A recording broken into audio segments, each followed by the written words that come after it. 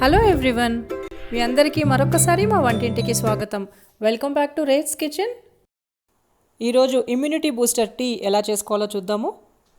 ప్రస్తుత పరిస్థితుల్లో ఈ మహమ్మారి వైరస్ విజృంభించే చూస్తుంటే మన శరీర రోగనిరోధక శక్తి ఇమ్యూనిటీ లెవెల్స్ని పెంచుకోవాలి.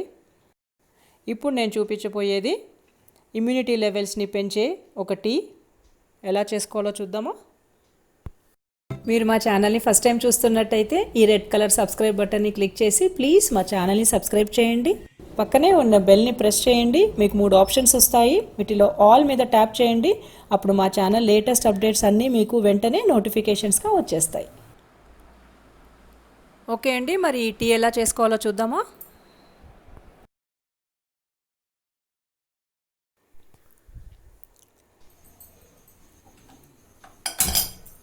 స్టవ్ వెలిగించుకొని ఫస్ట్ ఒక గిన్నెలో ఒక 2 కప్పులు నీళ్లు పోసుకోవాలి.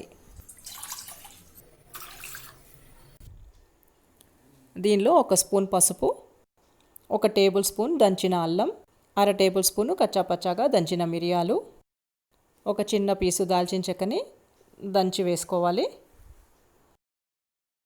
ఇంకా కొన్ని తులసి ఆకులు, ఒక 2 లవంగాలు.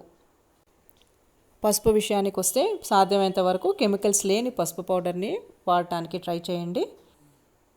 ఇప్పుడు ఈ నీళ్ళని ఒక 5 to 7 మినిట్స్ మరిగించాలి. ఇలా బాగా మరిగించిన తర్వాత స్టవ్ ఆఫ్ చేసేసి మూత పెట్టి ఒక 2-3 మినిట్స్ అలా వదిలేయాలి. ఒక 2-3 మినిట్స్ తర్వాత వడపోసుకోవాలి. ఈ టీని వేడిగానే తాగాలి. మీరు ఎంత వేడి తాగగలిగితే అంత వేడిలో తాగండి. ఇప్పుడు ఇందులో 1 స్పూన్ తేనె వద్దనుకుంటే బెల్లం పౌడర్ కలుపుకోండి. ఒక అరచెక్క నిమ్మరసము కలుపుకోవాలి.